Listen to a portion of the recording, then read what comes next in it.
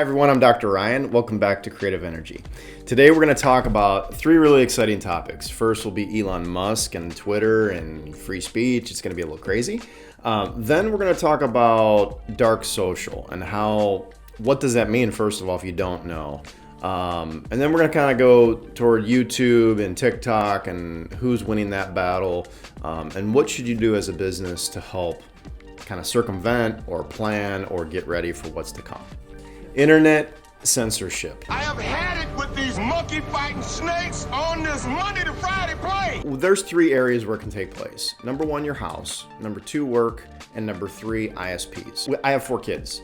And I haven't yet, but I'm about to put on certain limitations and restrictions onto what they can view or see or download. I don't want them downloading, spyware or any type of, torrents, the stuff that would damage our network and our home security. Then there's garbage I don't want them to see. Okay, they range from teenage down to little kid. There's some content I just don't want them seeing. So I am going to, in a sense, internet censor what they could view. I think that's a good thing to have in place. I think it allows for unwanted infiltration, and it also can establish a good environment in which you live. The second one is work. Most offices don't allow certain things to be sent or certain things to be viewed. And that's also normal. We're a creative agency, so we allow pretty much everything because the fact we have to do research into almost everything and anything to make sure that our clients we're looking at it from all angles so that we don't put them in an uncomfortable situation. However, more corporate offices, more government-based companies, more larger, Fortune 500 companies, they're going to have restrictions because of the fact they don't want their employees viewing some of the content that is available via the internet. So there are a lot of reasons why in a work or an organization, a business would not allow things, and I'm okay with that. I do recommend that as a organization or business, you should put that in writing that says, hey, we will not allow viewing of this type of content on the work premises or with work computers. I think that's fine, and I think that's wise. I think you should put it in writing just so if you ever have to address it, you can address it and have it in writing rather than trying to make it up on the go. Last is your ISP, Internet Service Provider. Typically, whether you have Fios or whether you have, cable or whatever, 5G, whatever type of internet you have, there's going to be restrictions there as well that will allow the service to be provided most efficiently. So in some cases, ISPs block certain content from being downloaded from whether it's foreign countries or from whatever. I think that in some cases they step too far. For instance, we've talked about this for those of you that know Energy Hill and have worked with us, over the wall. So China has a wall that blocks a lot of content. They block Google, they block Facebook, they block Twitter.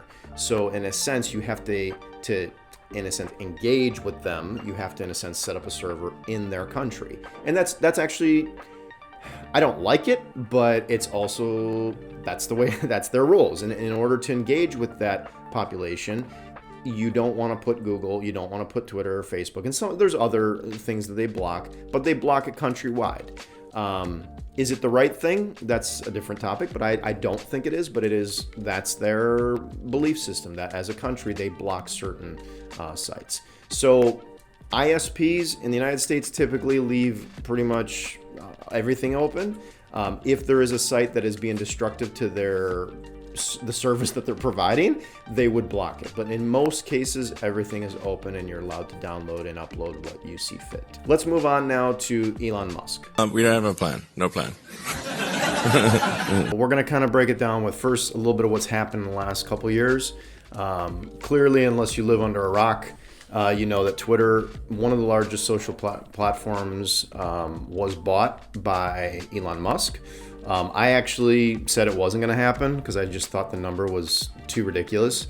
But he did. And he came in and there were a lot of changes that happened. Literally, not overnight, but within the first week or two, there were a lot of changes, both at the leadership level as well as employee level. A lot of people were like, oh, that's wrong. Why would he do that? Here's the thing, when companies are purchased, it's actually normal to have, whether it's layoffs or merging of groups and teams, and in a sense, people, are dismissed. Read my No, please, no, I cannot be fired. I'm He didn't buy Twitter to make it, a not profitable company. So a lot of people kind of can't get over the fact that, well, why did he do it? Well, this is sad. Here's the problem though. When I use Twitter, and I'm not an active user, I'm literally just a kind of consumer of Twitter. But when I see what's happened, there actually is, I feel it's gotten better.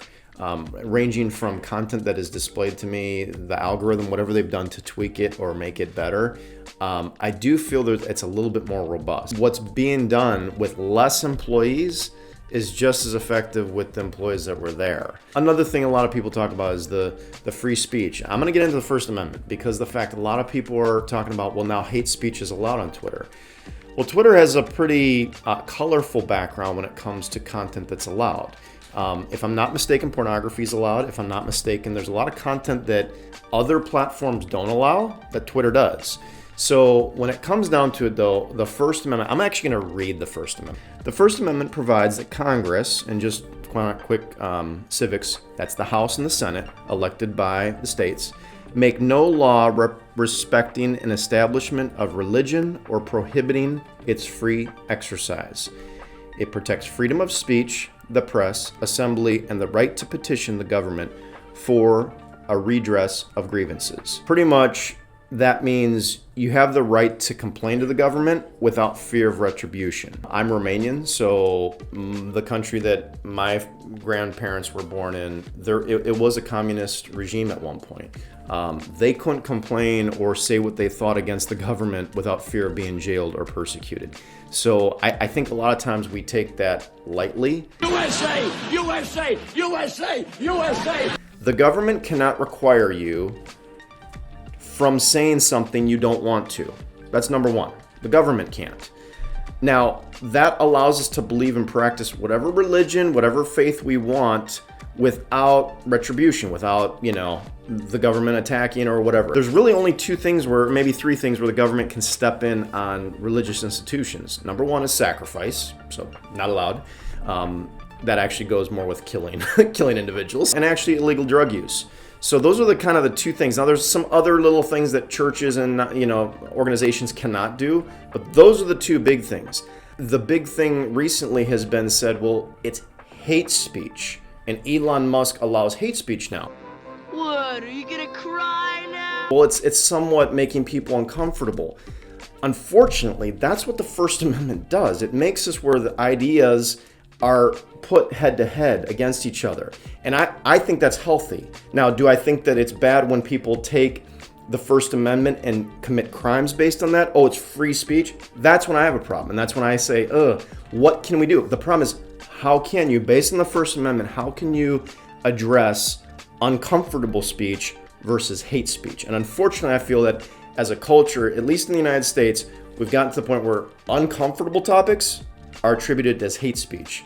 And that's just not fair. It's uncomfortable. And I think that we should do more communicating rather than, let's just not talk about it, or let's, shut people up from talking about it. Because the First Amendment says, hey, you don't have to listen to it, but it is, people have opinions and they have a right to their opinions. Good, bad, or ugly. Sometimes it's uncomfortable. Thanks so much for talking with me about Elon Musk. Some say that I did not like him when he kind of got going about, 10, 15 years ago. I didn't. I'll be honest, I was not a fan, and now I drive a Tesla. But hey, he's pretty impressive. What I do like about what he's done is he's actually African. He's come to this country and said, I love the First Amendment, and I have to respect that. What he's done has been incredible. Next up, we're going to talk about dark social, what that means for your business, and how you can kind of plan for it and get ready for it as we come into the mid-months of this year. Talk to you in a bit.